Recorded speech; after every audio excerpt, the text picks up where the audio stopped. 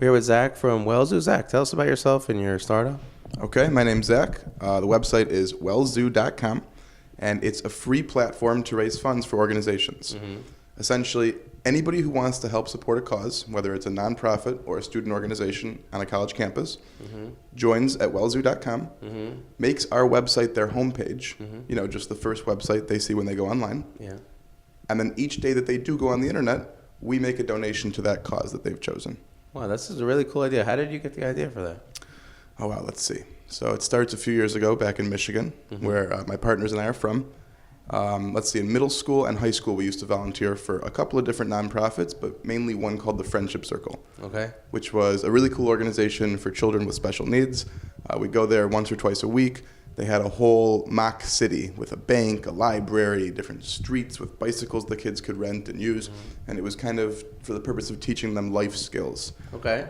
So, like I said, my two partners, Jonathan and Artur, and I would go once or twice a week to Friendship Circle. We became very, very involved, and then eventually went off to college, and it became a lot harder to volunteer there or anywhere else because of the time restrictions and now the distance from that particular place. We were also, though, because we were students, weren't in such a position to donate financially. And so that frustrated us that we weren't able to help out, and we wanted to think of a way to allow people in situations like ours or in any situation from any walk of life to help a cause or an organization that they care about. So, So you can indirect. So even if you don't have money, you can go to your website and money will be sent to. So do they pick which organizations that they want to give to, or is it random? Like, how does it work? yes, so each user picks one organization. You can change it at any time, but only one at any time.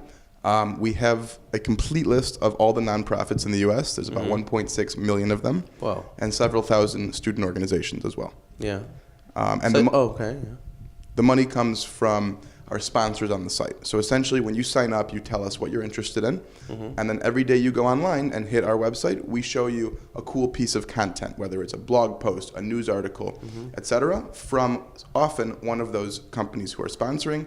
They pay for that ad space, and then we send that money to the organization that you've chosen. A lot of people that are watching this are startup entrepreneurs or want to start something. What are some of the challenges that you've been through? Just to start up, or lately, what's been really hard? Let's see. I think the first challenge was probably, it's always a challenge to find funding. Yes. Determining how much funding you need and then raising it. Eventually, we were fortunate to find an angel investor back in our home community in Detroit, who has funded most of the project thus far.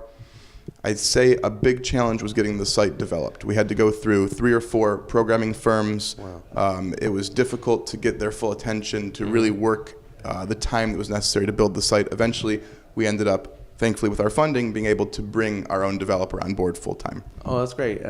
Closing out, do you have any advice or something that you learned that you'd like to share with anyone, an entrepreneur or aspiring entrepreneur? I'd say a lot of people make the mistake of trying to keep their idea private and secret. And I understand in the very beginning phases, you don't want somebody to rip it off and, kind of beat you to the punch. Yep. But I think a very, very important thing is to consult with anybody and everybody that you can. That's friends, family, people in an environment like this here. I suppose they don't know where we work. Where we work, it's a communal workspace. Yep. Right. But really just to go out and to talk not only to your own group of people, but to all different kinds of people who might use your product or service in any way, because really every fresh mind has an interesting, unbiased perspective that you may not have thought of that will enhance what you're doing. Oh, thank you very much, Zach. It's a great interview.